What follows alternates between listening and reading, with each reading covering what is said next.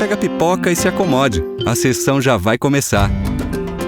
Seja bem-vindo ao Cinema em Mente Podcast, com Stephanie Krieger e Lincoln Brevilieri.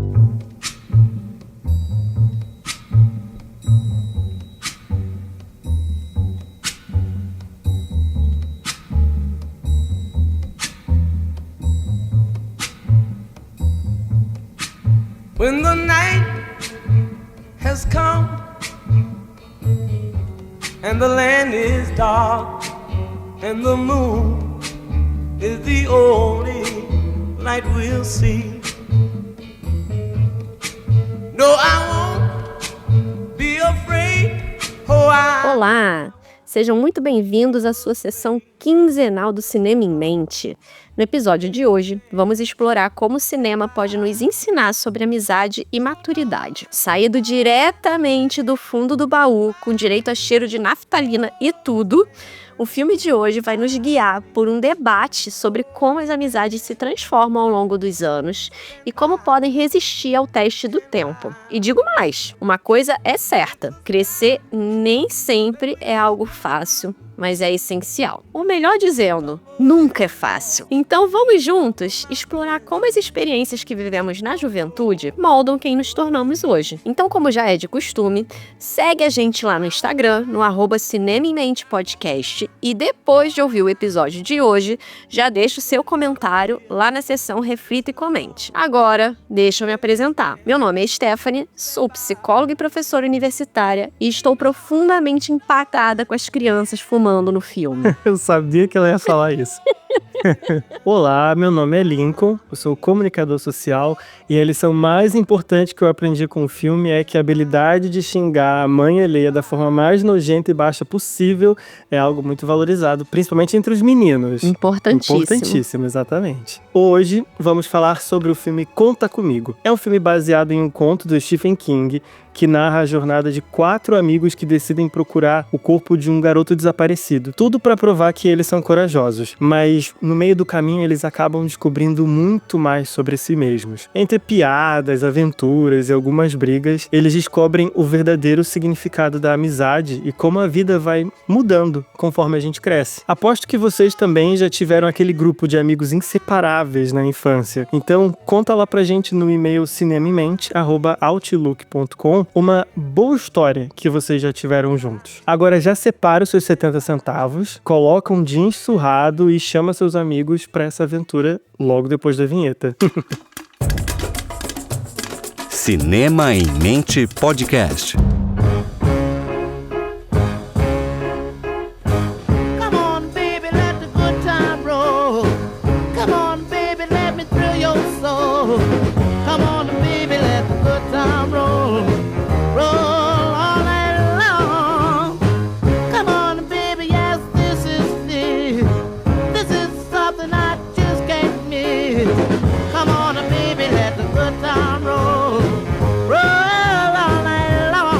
Então, Stephanie, pra começar essa conversa, eu queria saber de você. Você gostou do filme? Nossa, aquele cheiro de anos 80, maravilhoso. Né? É muito engraçado que esse filme foi uma sugestão minha. Sim. E aí, é porque a gente não mora perto, não assistiu juntos, mas eu fiquei com aquela sensação quando você mostra o vídeo engraçado pra um amigo e fica olhando pra cara do amigo pra ver se ele vai rir, sabe? Eu fiquei com essa sensação. Fiquei, ai meu Deus, será que ela tá gostando? Será que ela não tá gostando? Mas então foi aprovado. Aprovado. Dá aquela nostalgia, né? Assim, é gostoso. Pra quem viveu nessa época e tudo, é gostoso voltar um pouco na maneira como os filmes eram produzidos, a história acontecia, né? Tem, óbvio, esses choques, então, por favor, né? Assim, não imitemos mais coisas que ficaram, comportamentos que ficaram pra trás, né? Tipo esse, né? De meninos ali novinhos, fumando, né, enfim, entre outras coisas, né, se aventurando no meio do mato, não precisa tanto, né, pra ter emoção na vida, mas, né, é legal também a gente se chocar, né, com coisas que a gente via lá atrás e pra gente eram super normais e hoje a gente vê, caramba, eu lembro quando eu tava assistindo, mandei mensagem, né, até pro Lincoln, eles estão com cigarro na boca, né, então, assim, era o começo do filme. Uma das primeiras cenas.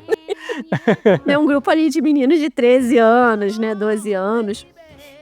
Mas eu E acho que mais uma vez, essa idade, um assunto recorrente no nosso podcast. É verdade. Será por quê, né? Será porque é uma idade, né, assim, com tantas mudanças, né, tantas nuances? Então, acho que é interessante, né, já que um dos temas que a gente vai trazer para falar hoje, né, que é a questão da maturidade, é legal ver a gente também, enquanto sociedade amadurecendo, né, e a gente realmente podendo substituir, né, comportamentos por aqueles que a gente começa a entender que sejam mais saudáveis, mais adaptativos, né, a ponto da gente se escandalizar. Então, acho que quando a gente fala, né, de maturidade, é óbvio que a primeira coisa que a gente costuma pensar, né, é no indivíduo, mas eu acho que a gente também pode pensar, né, o que a gente, enquanto sociedade, enquanto grupo, tem amadurecido. Quais são as ideias, né, que a gente vem dando mais atenção, né? Então, eu acho que de início, né, isso já é também interessante dizer. Talvez o nosso público mais jovem, né, que vá ver o filme, tem um estranhamento, né, assim, um Sim, pouco a linguagem é diferente, o tempo Isso. das coisas é diferente. Exato, mas depois que, eu acho que passada aquela barreira, né, ali inicial, eu acho que é muito interessante, assim, é um filme gostoso de assistir, né, embora a gente leva vários tapas na cara, né, de garotos de 13 anos, mas enfim. De garotos de 13 anos, exatamente. Idade não significa, né, falta de maturidade. Não mesmo, não mesmo. Uma outra questão também é que eu tava pensando sobre essa questão da maturidade. Eu acho que isso também, assim como gênero, é uma conversa que a gente já teve no passado e a gente meio que chegou à conclusão de que um dos fatores é a questão social, né? Eu acho que maturidade também está encaixado nesse mesmo contexto, né? Porque quem define o que é ser maduro ou não é um indivíduo. Senão seria muito fácil, né? Ia ser igual... Agora eu vou revelar pra vocês uma história minha. E eu me lembro disso, tá? Com clareza. E não foi ninguém que me contou, porque foi uma experiência interna.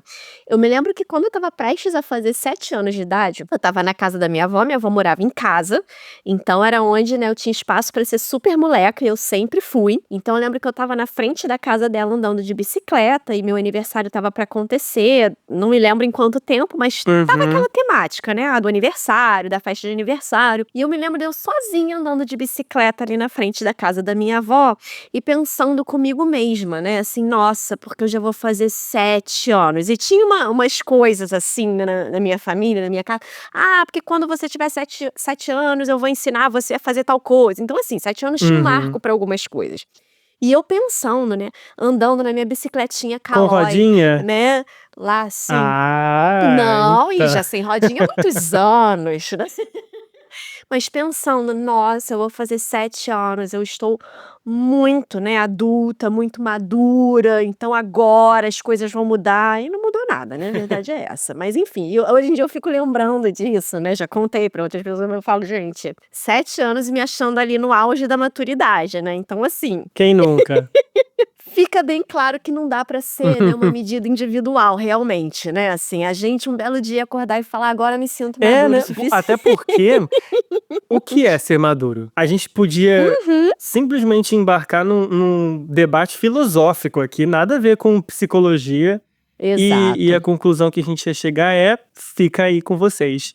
Exato. A gente poderia, né, assim, partir de vários olhares. Se a gente vai para um olhar, assim, né, mais biológico, a gente poderia dizer, então é quando o nosso cérebro já tá ali, né, devidamente, né, formado nas suas funções, a gente já tem a capacidade, né, de usar todas as funções que o nosso cérebro vai permitir. Pois é. Um olhar, mas será que isso é suficiente? Então, a gente poderia até pensar o seguinte, aí trazendo um pouco para uma área de estudo, né, dentro da psicologia, que é a psicologia do desenvolvimento, que ela vai estudar todo o nosso ciclo de vida, né, desde antes da nossa concepção até a nossa morte. E ela vai se debruçar, né, assim, didaticamente, porque essas coisas acontecem todas ao mesmo tempo, mas didaticamente, ela vai dividir, né, o nosso desenvolvimento em 3 aspectos. O nosso desenvolvimento físico, que é esse, né, nosso cérebro, o nosso corpo, né, o nosso crescimento mesmo.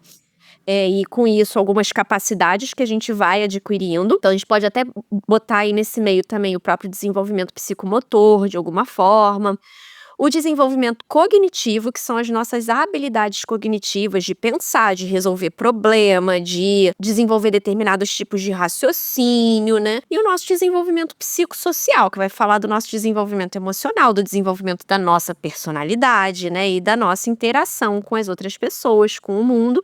Só que um influencia no outro, né? A gente só, por exemplo, se a gente pensa num bebê pequenininho, a gente só tem como adquirir algumas habilidades, né, cognitivas a partir do nosso desenvolvimento físico, que é o quê? Mais conexões cerebrais, a nossa capacidade de se movimentar nos ambientes, e é isso que vai dar pra gente a possibilidade de começar a pensar de determinadas formas, né? É como se fosse uma fase, né? A gente só pode passar de fase quando a gente já completou uma. Isso, exato, quando a outra já está minimamente satisfeita, né? Assim como, né, o nosso desenvolvimento psicossocial também vai trazer outras habilidades pra gente. Então isso tudo tá junto ali, mas didaticamente a gente faz essa divisão. Então, a partir de um olhar da psicologia, talvez a gente possa pensar, né, que um determinado nível, né, de maturidade é quando a gente já adquiriu, talvez, habilidades, capacidades, né, suficiente que nos permitam viver da maneira mais adaptativa que a gente puder.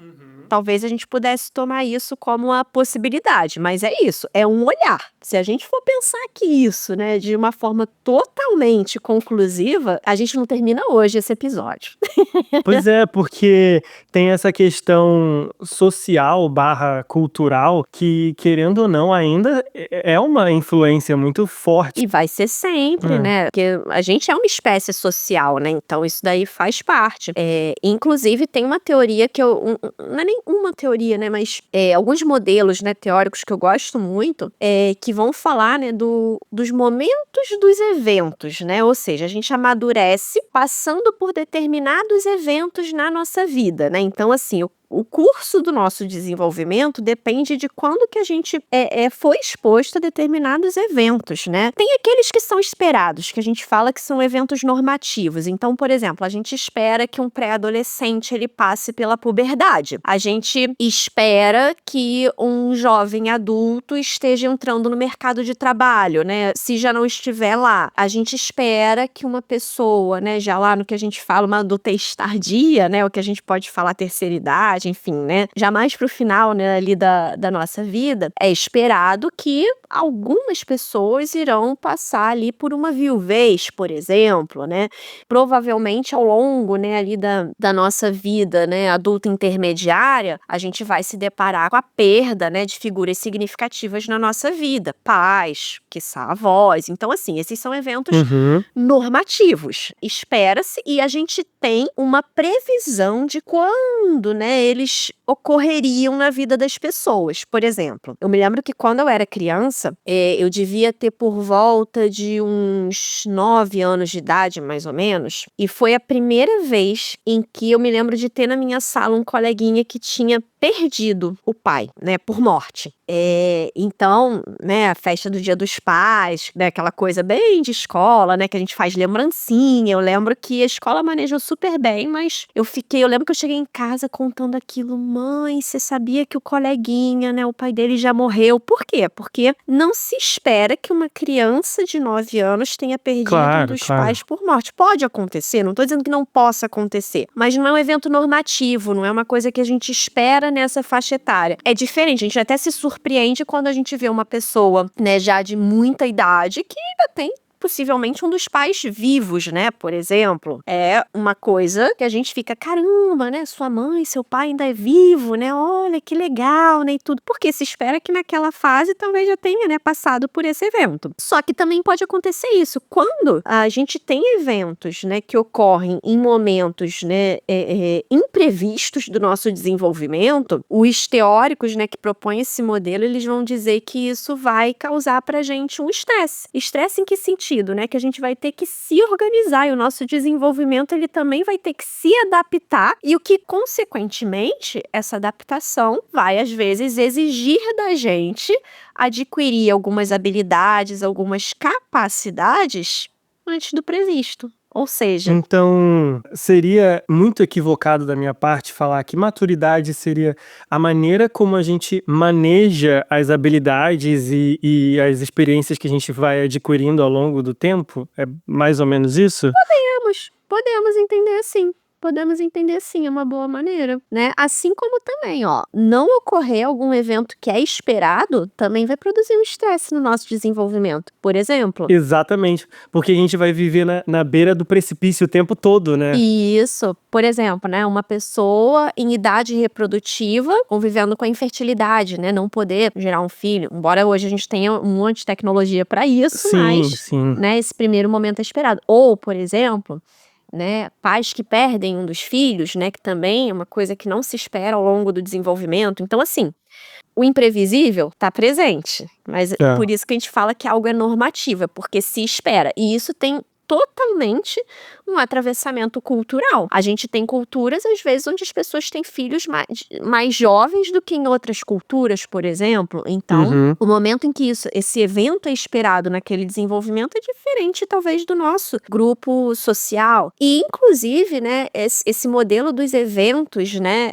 do momento dos eventos, eu acho que ele é tão interessante porque a gente tem, inclusive, ó, culturas que têm ritos específicos, né, para esses momentos. Por exemplo, né, ritos, às vezes, da entrada na puberdade, né, o próprio casamento não deixa de ser um rito que a gente pode colocar, né, para marcar esses eventos de alguma maneira. Então, a gente tem aí, né, grupos, culturas, né, etnias que, inclusive, isso são momentos de passagem, né, muito importantes É. e que marcam, inclusive, um novo papel social, né, que aquela pessoa vai adquirir, né, enfim. Aí tem toda uma discussão também, né, acerca disso. Então, é uma teoria que ela vai envolver muito disso, né, assim, da cultura qual a gente tá exposto, ao qual a gente pertence de alguma maneira. E por isso que às vezes a gente se choca, né, quando a gente vai para lugares que têm culturas diferentes da nossa. Meu Deus, mas nessa idade, né, isso acontece ou não acontece? A gente se chocou com o filme, né? Meu Deus, meninos de 12, 13 anos fumando de uma forma tão normal. Por quê? Porque hoje, na nossa visão, né, cultural, isso não é uma coisa mais tão aceitável quanto foi lá no momento do filme. E o filme ele vai falar exatamente disso, né? Assim, de um grupo de amigos, né, que se encontra exatamente com um evento, né, que todos nós um dia vamos passar, que é a morte de alguém da nossa idade ou de uma idade próxima. Tudo gira em torno disso daí, né?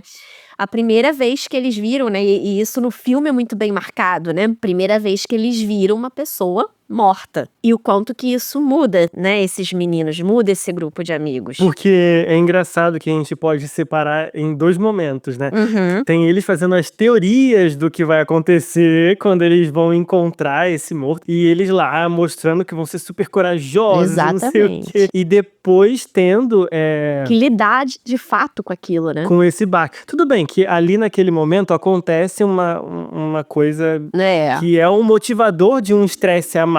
Mas ainda assim o filme tem o cuidado de separar uns minutinhos para eles digerirem essa nova informação que é a morte, né? Exatamente. E aí tem uma fala linda, né, assim, que eu não vou mentir, eu fiquei toda arrepiada, né, mas que é depois ele já voltando pra cidade, que entra ali já numa narração final do filme, mas o iniciozinho já é lindo, né, que eles ficaram fora por volta de 3 dias, né, 2 ou 3 dias, e que voltaram, mas a cidade já não era mais a mesma que eles deixaram, né, e isso é um marcador dessa teoria, né, por exemplo, que é essa ideia de que eles passaram ali como um grupo, né, por um evento, trouxe pra eles, né, uma nova visão de mundo e possivelmente ali eles adquiriram, né, assim, novas experiências e que isso impacta exatamente, né, no desenvolvimento deles a partir dali, né, então Exatamente. é difícil, né, eu até procurei, assim, né, definição sobre maturidade, eu não achei nada, né, assim, de uma forma tão clara, mas... Empírica. Então, mas eu acho que quando a gente pensa, né, em desenvolvimento humano, talvez a gente pode colocar isso, né, a gente atingir ali o ápice, né, do que a gente pode conquistar, e não tem como, isso vai ser mediado pelas experiências de vida que a gente vai ter. Se a gente pensar o seguinte, eu vou viver isolada, tudo bem, a gente vai crescer fisicamente, né, se a gente se nutrir o suficiente, se a gente tiver ali o mínimo, talvez cognitivamente eu não sei, porque muito do nosso cérebro, né, muitas conexões vêm a partir das interações que a gente vai fazendo, né, assim, a nossa socialização ela é extremamente importante nesse aspecto. Cognitivamente eu já diria que o nosso desenvolvimento ficaria extremamente prejudicado se a gente resolvesse, né, ali crescer de modo totalmente isolado. É só ver Tarzan. Exatamente, né, e a nível psicossocial muito menos, como é que a gente vai entender sobre emoções, né, a gente vai entender até sobre a gente mesmo sem a gente ter outras, né, referências, então... Você tá descrevendo Tarzan, ou Mowgli, tá descrevendo aí, ó. Exato, mas aí vai ficar para outras discussões, né, não vou adentrar por isso hoje, deixar aquele gostinho de quero mais, né, mas é isso, né, enquanto uma espécie social, a gente não tem como falar de maturidade, né, sem esses eventos, né, sociais na nossa vida, e eu acho que se deparar com a morte, né, e é isso, não é um evento normativo, um grupo, né, de meninos de 13 anos se deparar com a morte de um colega numa idade próxima. É um evento não normativo, né? E isso cria, olha, um estresse que eles vão precisar entender como que isso vai afetar o desenvolvimento deles. O filme dá a entender que deu tudo certo no final das contas, né? Que isso levou a uma maturidade maior. Poderia não ter sido. Como fica muito claro, né? Assim, um dos impactos grandes, né? Que esse encontro ali com a morte, né? Traz, é um dos personagens principal, o Gord, né? Ele lidar um pouco com a morte do irmão dele. Uhum. E que também não é esperado que um menino de 13 anos tenha passado pela morte de um irmão também jovem, mais velho, mas também jovem. E que a gente estava vendo, isso daí estava tendo um impacto bem negativo no desenvolvimento dele. Estava sendo um estresse que ele não estava conseguindo, regular. Então, eu acho que a partir do choque inicial, e estresse é isso. Se a gente pega a definição de estresse em psicologia, né, são eventos que tiram a gente ali do nosso equilíbrio. E a gente vai precisar, né, arrumar maneiras de se reequilibrar após, né, se deparar com eles. Então, acho que é bem o que acontece ali. Isso não necessariamente a gente falar de trauma, é estresse. Estresse é isso, é a gente ter que se reorganizar a partir de um evento. E no filme, né, eu acho que mostra ali um amadurecimento, ou seja, trouxe ali um novo caminho, né, um novo olhar para eles, e eu acho que não só o se deparar ali com o corpo, né, do menino, mas toda essa aventura que eles passam juntos, os diálogos, né. Exatamente, é na aventura que a gente conhece o sentimento dele e os pensamentos deles. E aí, obviamente assim, num ponto de vista narrativo, encontrar com o corpo, se deparar com o corpo, é só a culminação de toda a jornada, né? Exato. Mas eles tiveram conversas muito mais filosóficas ao longo do caminho do que quando eles chegam lá. Porque aí quando chega lá, depara com o corpo... Beijos, galera, vamos embora agora. Exatamente, né? É que se a gente fosse citar, né, são aquelas frases que, embora de efeito, tem algumas que eu acho que são muito legais, né, mas que é isso, né, o mais interessante é a caminhada, né, assim. É uma frase de efeito que não tem como fugir, né? Não, tem umas que não tem como, né, elas são de efeito e não é à toa.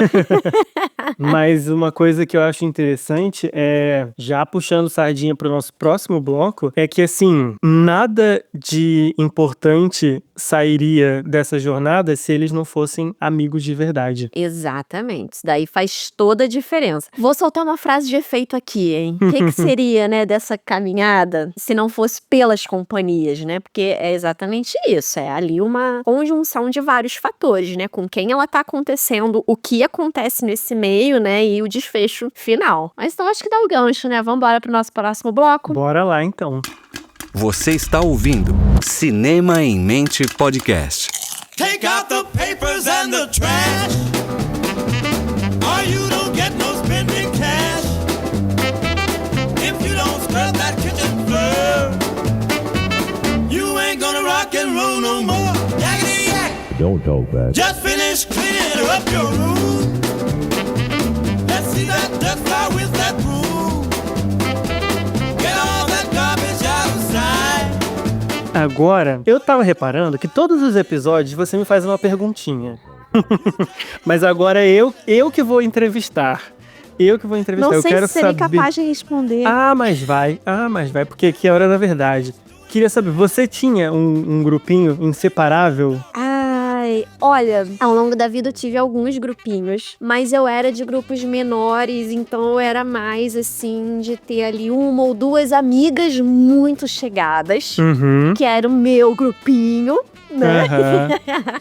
Tive momentos de ter grupos mais extensos, a gente vai falar um pouquinho disso, né, agora aqui, mas tive momentos de grupos um pouco mais extensos, né, momentos específicos. E você? Cara, é engraçado. Eu acho que a gente teve um background bem parecido. Olha. Assim, porque eu estudava numa escola longe da minha casa. E então, aqui no meu bairro, a galera morava perto, assim, e estudava perto. Eu era o único que estudava longe.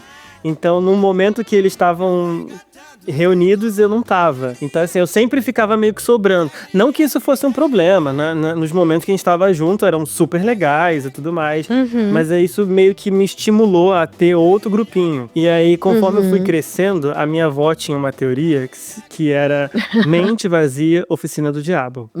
Então, assim, ela me entulhava de todo De tipo de atividades. atividade. Então, era isso. Eu fui crescendo tendo um amiguinho do curso dali, um amiguinho do curso daqui. Isso aí. Mas é óbvio que eu tive grandes amigos ao longo da minha infância e tudo mais, que eu tenho contato até hoje. Mas eram bem pequenos os números também. Mas eu também. Onde eu ia, eu tinha... Tanto que eu falava, eu tenho a melhor amiga da escola, a melhor amiga de não sei onde, a melhor amiga de não sei o quê, né? Então, também, né? Tinha um pouco dessa separação. Mas eu acho que, assim, né? Isso demonstra mesmo alguns aspectos esperados quando a gente pensa em amizade, né? E a gente aí, pra começar a falar desse assunto, não tem como a gente deixar de fora a pergunta final que o filme deixa pra gente, né? Que, né, o Gord, já adulto, né, tá contando essa aventura que ele passou com os amigos e ele tá escrevendo essa história. E aí ele coloca lá, né, escrito no computador dele que nunca mais ele teve amigos como aquele que ele teve aos 12 anos e que ele acha que ele nunca mais vai ter, né? Pergunta, será que alguém conseguia? Algo nesse sentido. Confesso que agora eu não tenho a frase, né, exatamente aqui. Mas não é só o Gord que tem essa impressão, porque as amizades, elas vão mudando de função ao longo da nossa vida, né? Elas vão assumindo caras diferentes. E aqui, eu não tô nem querendo dizer o amigo A ou o amigo B, eu tô falando amizade de uma maneira geral, independente de com quem seja. E olha que interessante, né? A gente tava falando de desenvolvimento humano, né? As nossas amizades ao longo da vida, elas também vão se desenvolvendo à medida que a gente vai se desenvolvendo. Então, quanto mais capacidades, né, habilidades, possibilidades a gente vai adquirindo ao longo da nossa vida, mais complexas as nossas amizades também vão ficando e mais funções elas vão adquirindo. Sério? Eu pensei que fosse o oposto. Não. Eu pensei que conforme a gente ia crescendo, ia ficando mais autossuficiente. Pois é, não. Aí que tá. Eu tô chocada. Psicologia, ela às vezes, né, vai contra o que a gente pensa. Por isso que a gente tem que tomar cuidado, né, com algumas autoajudas. Porque elas vão no óbvio, mas o óbvio não necessariamente, né, é o que a gente tem de ciência por detrás das coisas. Exatamente. Então, olha só, né, que interessante. A gente tem uma teoria proposta por uma autora, né, a Laura Carstensen. Esses nomes difíceis de a gente falar, que é a teoria da seletividade socioemocional. E ela vai dizer, né, que a gente vai escolhendo os nossos amigos a partir da capacidade dessas amizades em atenderem a necessidades, né, que a gente tenha. Ela coloca que as amizades têm pra gente, né, interação social, tem 3 objetivos principais. A amizade é fonte de informação, ou seja, se a gente ficasse restrito ao nosso grupo familiar, a gente não conheceria, assim, nada diferente, né, do que aquilo. Então, a gente se vincular a pessoas que não fazem parte desse mesmo grupo é o que a gente pode dizer abre a nossa cabeça para outras realidades, para outras coisas. Com certeza. Se a gente pensa em quem muda de país, né, fazer amigos nesse novo país é o que vai ajudar essa pessoa a se aculturar nesse novo local, né? Então, assim, até porque se a gente pensar dentro da nossa própria família, mesmo que a gente às vezes tenha irmãos em idade próxima ou primos e tudo, tá sempre junto, às vezes, na maioria das vezes não vai fazer parte ali do nosso dia a dia, então a gente interage, ou de todos os ambientes, então a gente interage com adulto, com o irmão mais velho ou mais novo, né, então como que a gente aprende a ser alguém da nossa idade? Não é? Né? Sabe, na adolescência, eu amo essa experiência que a gente, né, tem, ou deveria ter na nossa adolescência, que a gente acha que tem alguma coisa muito estranha que só a gente faz. Aí um belo dia a gente revela pra alguém e a pessoa fala, nossa, eu faço a mesma coisa.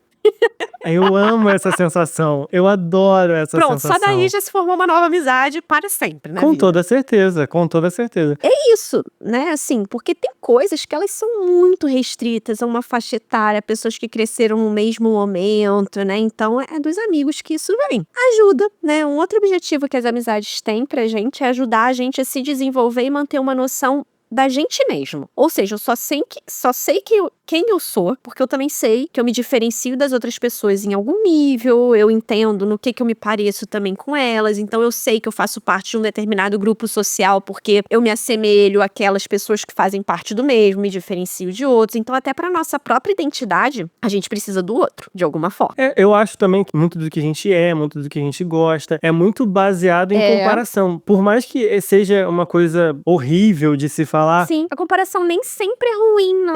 Então, é porque tem essa conotação ruim, mas a gente só sabe que é uma coisa errada porque tem uma coisa certa e vice-versa. Se a gente parar pra pensar, tem muita coisa que ela só é algo em comparação ao outro. Por exemplo, o que é melhor ou o que é pior? Tem que ter o contraponto. Uhum. O que é bom ou o que é ruim? Tem que ter um contraponto, né, de alguma forma. Então é isso, pra gente criar a nossa identidade, eu preciso também ter essa noção, né, de o que faz parte e o que não faz parte. O que Sim. é mais próximo e o que não é. A gente até pode colocar aí até essa noção de afinidade, né? Que afinidades, que semelhanças que eu tenho com algumas pessoas e não tenho com outras, e por que eu me aproximo dessas e não daquelas, enfim. E um outro objetivo é ser uma fonte de bem-estar emocional. Ou seja, a amizade também serve pra gente se sentir bem e nos fazer ficar bem de alguma forma, nos ajudar a regular emocionalmente. Dá aquela relaxada do final de semana. Exatamente, exatamente, né? E que a gente vê isso todos esses 3 objetivos acontecendo ali naquele grupo de amigos do filme. Uhum. Não à toa, eles amadurecem naquele momento. Então, tem um diálogo muito bonito, né, entre o Gord e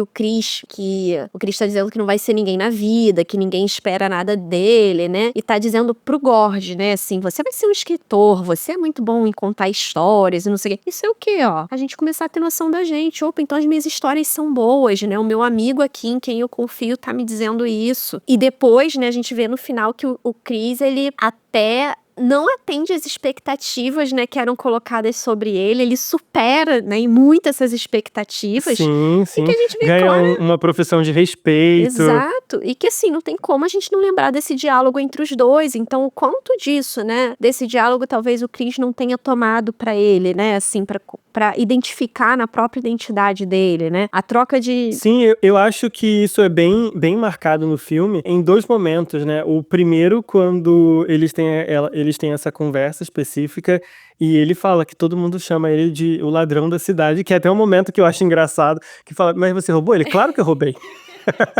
Ele não é chamado de ladrão da cidade à toa. Mas é aquilo, e isso não define quem ele é. Exato. Só que ele só tem ciência disso quando o Gord conta pra ele. Exatamente. Você não precisa ser isso, você pode ser qualquer coisa. Exatamente. E aí vira essa chavezinha. Exato. Por mais que na infância talvez ele não tenha se ligado de que essa chave virou, ela virou. Ela virou. Ele tendo consciência ou não, mas ela virou. A gente vê eles ali trocando informação, né? Eles só chegam também naquele lugar porque um sabia o caminho onde era, o outro sabia onde que eles iam comprar comida com 70 centavos, né? Enfim. Né? Então até isso mesmo. E eles só chegam àquele final porque um tá apoiando o outro a cada momento. Quando um tá com medo, o outro vai lá, né, e ajuda a regular. Eles vão se ajudando, né, durante toda a aventura, né, ali que eles vivem, né. E essa teoria, ela vai dizer, né, então, que a gente interage com as pessoas enquanto, né, esses objetivos, eles têm alguma função. Senão essas amizades talvez, né, realmente vão perder o seu lugar em algum momento. E é o que a gente vê no final do filme. O Gord e o Chris, eles deixam a entender que eles mantiveram contato, né, durante muito tempo. Com os outros já nem tanto. Talvez porque tenham se perdido, né, algumas dessas funções, né? E aí vai se esgarçando. E a gente tem mudanças mesmo ao longo da nossa vida que vão fazer com que a gente tenha mais ou menos amizades mesmo. Então, por exemplo, quando a gente é bem pequenininho, por exemplo, um bebezinho, dá pra dizer que ele tem amigo. Embora a gente até fale, olha ali amiguinho, olha o amiguinho, né, e tal, mas não dá pra dizer que eles têm uma relação de amizade. Durante aquela primeira infância ali, até uns 3 anos, mais ou menos, até um pouquinho mais, no fundo são crianças que brincam juntas. É isso, tá? E até o que elas valorizam no amiguinho são coisas diferentes também. Criança muito pequenininha, às vezes vai valorizar até mais, assim, a aparência, o tamanho da criança, né? O que ela tem. Eu gosto daquela criança porque ela tem um brinquedo que eu gosto. Quem nunca foi na casa do amigo só porque ele tinha um videogame, né? Quem nunca? Quem nunca, exatamente. Até hoje, tem adultos né? que fazem isso até hoje. Lá pela terceira infância, que já é aquela criança ali entrando, né, nos 7 anos, mais ou menos, aí a gente já começa a ver relações de amizade começando a se formar com uma complexidade um pouco maior. Até porque são aquelas crianças que elas já compartilham um pouquinho mais, até porque elas já têm mais noção dos próprios pensamentos, dos próprios sentimentos, ou pelo menos estão aprendendo isso, e já começam a ter uma noção de que o outro pensa e sente diferente de mim, então você começa a trocar mais, né, compartilhar mais. E as meninas mais do que os meninos, né, em geral, né, do que as pesquisas mostram pra gente. Né? E aí é onde começa, ó, nessa fase, começa a ter essas distinções que a gente estava falando, os melhores amigos, os bons amigos, aqueles amigos casuais, aquele que eu brinco de vez em quando, né? Os colegas. Eu lembro, exatamente. Eu lembro de uma amiguinha que eu tinha da casa da minha avó, que a gente brincava quando eu tava na casa da minha avó. Então, era uma amiga super casual, era amiga da casa da minha avó, né? Era uma vizinha que tinha lá, ponto. Então, começa a mudar e essa mudança reflete mesmo essa complexidade que a criança também está adquirindo, né, enquanto indivíduo. Quando chega na adolescência, Aí o bicho pega. Aí o bicho pega. Primeiro que assim, ó, na adolescência e na nossa juventude, talvez seja a época da nossa vida que a gente mais passa com os nossos amigos, tá? E aí tem algumas razões pra isso. Primeiro, como eu falei, se a gente fica restrito só ao nosso grupo familiar, a gente conhece muito pouco do mundo. E na adolescência a gente quer o quê? A gente quer adquirir também a nossa independência, né? Às vezes, minha família é muito chata, eles pensam de tal maneira que não tem nada a ver comigo, né? E meu grupo de amigos não, eles me entendem. Eles pensam igual a mim, né? Minha família não me entende como os meus amigos, né? Quem nunca? Então, o grupo de amigos, ele passa, né, a ter realmente ali essa noção de identidade, né, pro adolescente. Então, ele quer também ficar mais com esse grupo de amigos. O grupo de amigos, às vezes, é a maior fonte mesmo de afeto, de acolhimento, né? Até de orientação, né? Do que você deve fazer. E aí, por isso que nossos pais se preocupam tanto, né? Com quem que a gente tá andando, enfim. Porque assim, imagina, você é uma pessoa de 12 anos ou 13 anos que não conhece muito da coisa, pedindo conselho de alguém de 12, 13 anos, né? Então, assim, pode sair uma coisa legal? Pode, mas que é um tiro no escuro, Mas depende muito, exatamente. Quem é que tá por detrás disso, né? Então, é realmente um momento difícil para todos, né? Mas é nisso, é no grupo de amigos que a gente vai adquirir a nossa independência, a nossa autonomia. Eu não digo nem só física, né? De poder andar pelos lugares. É de pensamento mesmo, né? É de valores, inclusive. O que a gente vai querer levar de parecido com a nossa família e que outros, né, diferentes que a gente vai conhecendo, que talvez a gente vai se afinar melhor do que alguns que o nosso grupo familiar apresentou pra gente. Então a gente sai daquela coisa, né, da criança, de às vezes brincar mais ali com alguns poucos amiguinhos, e a gente começa a ter o quê? A presença dos grupos, né, das panelinhas, né? Porque é isso, o adolescente, ele tá buscando coisas novas, ele quer conhecer, ele quer explorar, né? Então é o famoso quanto mais melhor pra ele. Eu achava engraçado que eu lembrei agora, eu tenho uma grande amiga que, por coincidência ou não, a maioria das metáforas que ela fazia envolvia comida. Eu não sei porquê. E aí, uma vez, você falou a palavra panelinha, eu lembrei. No meio do grupo, que a gente tinha um grande grupo, surgiu esse papo de panelinha e ela soltou uma frase que reverbera até hoje. A tampa da panela tá sempre aberta. Entra quem quer. É isso. Será que ainda tá aberta? Eu voltaria a fazer essa pergunta pra ela. Será? Eu diria que, não sei não. Na adolescência, sim, é quando a tampa da panela tá aberta. É. Então, assim, né, a importância, a intensidade que as amizades, né, elas adquirem na adolescência e até o tempo que a gente dedica a elas é inigualável durante todos os momentos, né, da nossa vida. Então, pais, né, por favor, entendam por que os seus filhos adolescentes também querem tanto ficar com os amigos deles, né? É, né? Dá pra gente entender, né? E é onde eles começam, né? Essas amizades, elas começam a adquirir um grau de intimidade, que a gente já falou desse conceito aqui, né? Mas é essa possibilidade de se expor, né? De se abrir, de trocar, né? Sobre a experiência interna de uma forma mais complexa e que começa a ensaiar para a cara que as amizades vão ter depois ao longo da nossa vida adulta. E eu acho que isso é uma parte muito marcada nesse filme, que Exato. o Gord e o Chris têm pelo menos umas 3 conversas realmente profundas, que você vê ali esse ensaio de se expor, né, de criar intimidade. Porque, assim, tem uma cena específica que os 3 estão de cuequinha e tudo mais, mas ali não era intimidade. Ali não. era só uma questão, assim, bobeira de adolescente e tudo mais. Mas esse lance do tipo de chorar na frente do amigo, de abraçar o amigo, isso é intimidade. E como isso se diferencia dentro do grupo, né? Porque é um grupo de 4, mas a gente vê grau de intimidade diferente, né? Ali nas relações. Então, isso é uma coisa importante. Diferentes, Não à toa que os 2 continuaram, né? E os outros depois, eles passam a não ter tanta notícia, né? Passa a ser diferente. Já quando a gente vai saindo, né? Ali um pouco da adolescência, mas ainda numa juventude. Mais ou menos com uns 40 anos, né? Eu Porque eu ainda sou adolescente também. Não, a jovem adulto, hoje em dia, em alguns livros, né, a gente vê que eles colocam o jovem adulto nisso, né, dos 20 até por volta de uns 40 anos mesmo, né. Questões sociais, né, a gente tá ainda formando patrimônio, formando família, né, então é isso que marca, adquirindo independência, né, então isso que marca ainda uma certa juventude, né. Entendi. E aí a gente vai ver o seguinte, ó, é um momento da vida, né, em que, assim, as amizades, né, elas ainda são em grande quantidade, mas elas já são mais centradas em atividades específicas, por exemplo, aquele amigo do trabalho, ou talvez a gente não trabalhe junto, mas a gente tem uma mesma atividade profissional, né, enfim, compartilha, né, ali dessa área da vida. Na parentalidade, aí quem tem filho pequeno sabe muito bem, né, com quem sai, né, com os pais dos amiguinhos do filho, né, e tudo mais. Então, é um grupo, né, um nicho específico.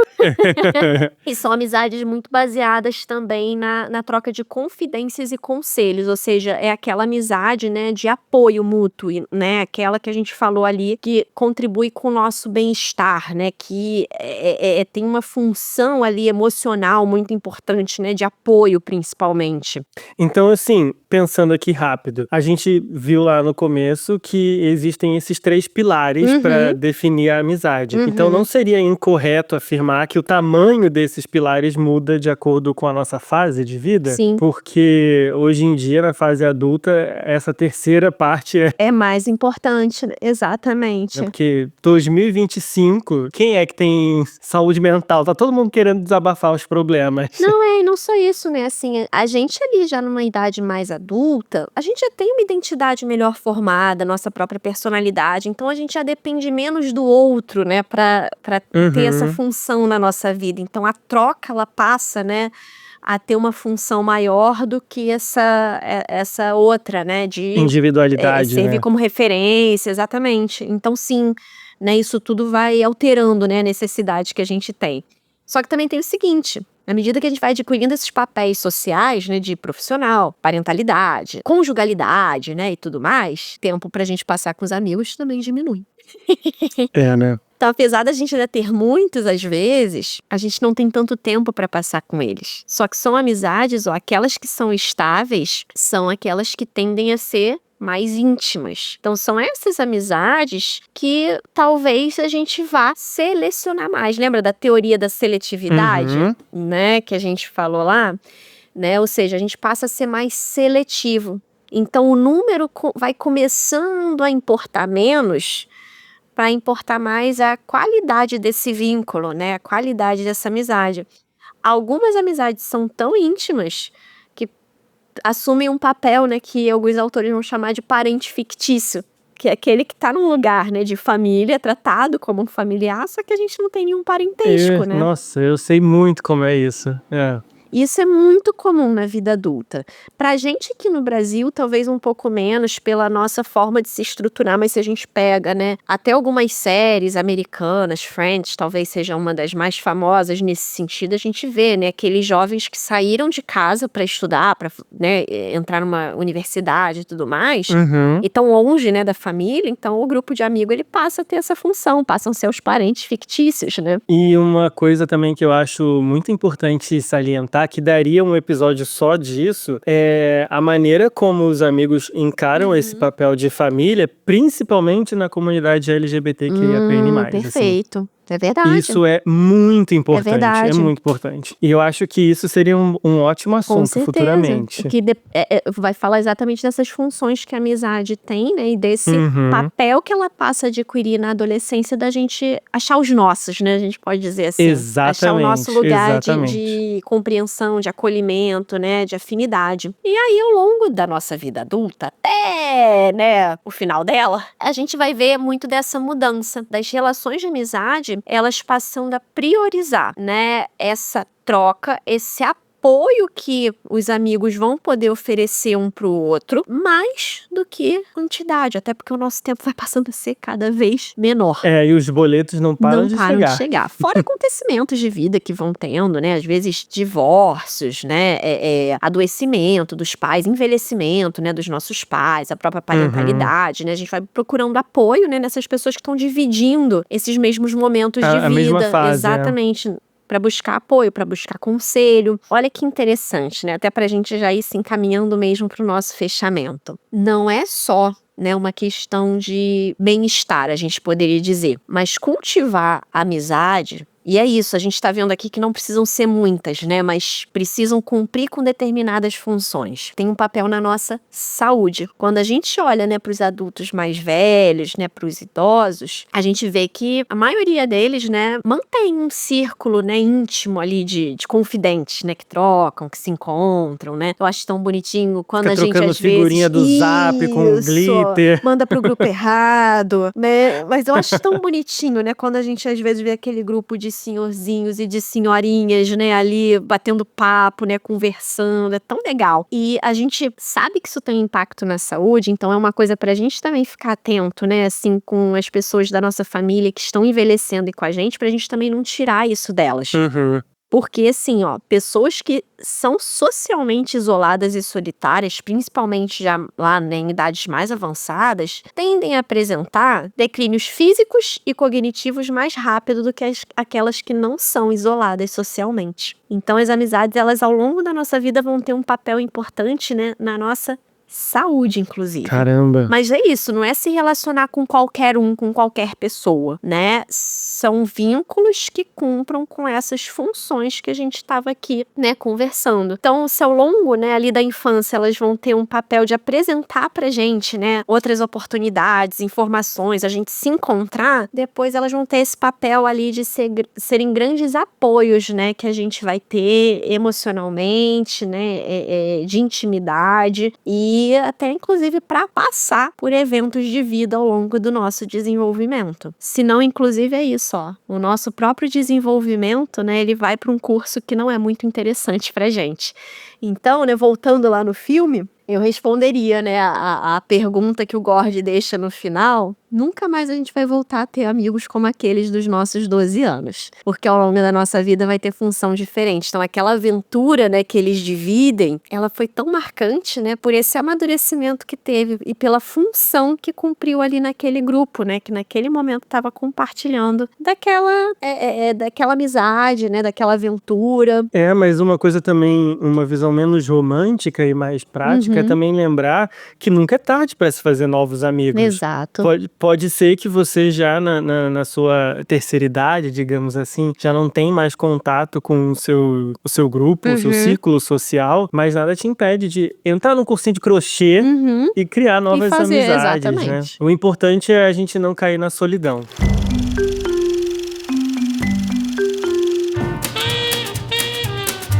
Agora, no nosso último bloco, eu queria saber de você, Stephanie. Qual vai ser a perguntinha que não vai fazer a gente dormir hoje, hein? E vou deixar, hein? Queria saber, qual a importância que as suas amizades têm na sua vida? Qual a função que elas estão cumprindo, hein? Vou querer saber. E depois passa a fonte também. Passa a fonte, que eu também quero saber. Eu acho que é isso, né? Acho que a gente tem um problema pra pensar hoje. Acho que temos. Então até o próximo episódio, galera. Beijo. Até. Tchau, tchau. Cinema em Mente Podcast. Cinema, ciência e psicologia. Esperamos você na próxima sessão. Produção de áudio Vinhetando.